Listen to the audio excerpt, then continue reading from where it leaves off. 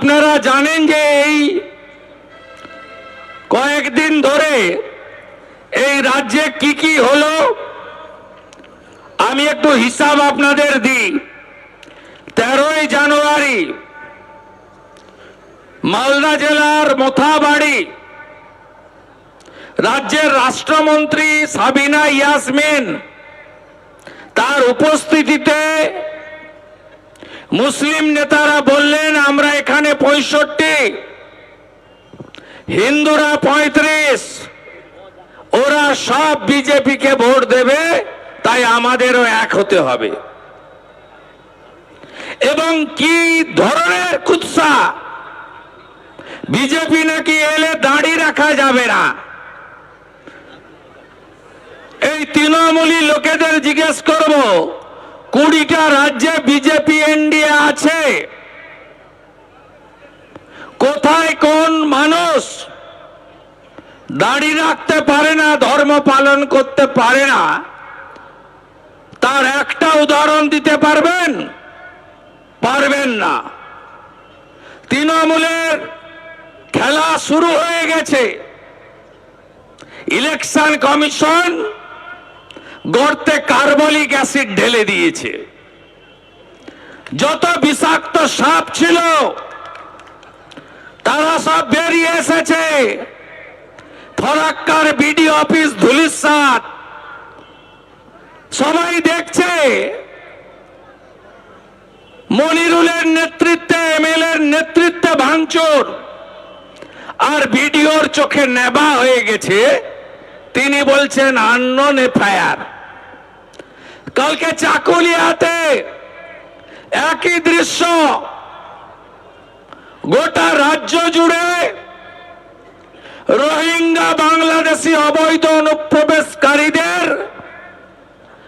এই বাংলায়, এই ভারতে রাখার জন্য মরিয়া প্রয়াস, এসআইআর কে বানচাল করব। ইলেকশন কমিশন ডোন্ট কেয়ার করছে। কেন করছে? বাবা সাহেব আম্বেদকর সংবিধানের আর্টিকেল 324 ইলেকশন কমিশনকে পূর্ণাঙ্গ ক্ষমতা দিয়ে গেছে স্বচ্ছ পরিচ্ছন্ন ভোটার তালিকা করার জন্য। বিজেপির মাথা ব্যথা নেই যে 14ই ফেব্রুয়ারি ভোটার তালিকা বের করতে হবে। মাথা ব্যথা ইলেকশন কমিশনের আর তৃণমূল কংগ্রেস পরিচালিত রাজ্য সরকারের। যদি এসআইআর ভণ্ডুল হয়, ভোটার তালিকা বেরোবে না। ভোটার তালিকা না বেরোলে নির্বাচনের নির্ঘণ্ট বেরোবে না। নির্বাচন না হলে ভোট গণনা হবে না। ভোট গণনা না হলে এমএলএদের নাম গেজেটে প্রকাশ হবে না। এমএলএদের নাম গেজেটে প্রকাশ না হলে সরকার তৈরি হবে না। আর 5ই মে 2026 রাত্রি 12টার মধ্যে নতুন সরকার না হলে কাউকে বলতে হবে না রাষ্ট্রপতি শাসন 356। এই গুন্ডারা কেউ থাকবে? সিপিএম তো ধক ধক করে টিকে আছে। 34 বছর রাজত্ব করার পরে এখনো 5.5% ভোট পায়, যদিও হিন্দু ভোট কাটে। তৃণমূলের বি টিম। কিন্তু এই যে গুন্ডারা যারা 21 সালে বঙ্কিম ঘোষ জেতার পরে চাকদার শহরে গ্রামে আপনাদের মেরেছিল, দোকান বাড়ি লুট করেছিল, চাকদাতে একজন বিজেপি কর্মী আত্মবলিদানও দিয়েছিলেন। পোস্ট পোল ভায়োলেন্সে ভুলে গেছেন কি আপনারা? বলেননি তো?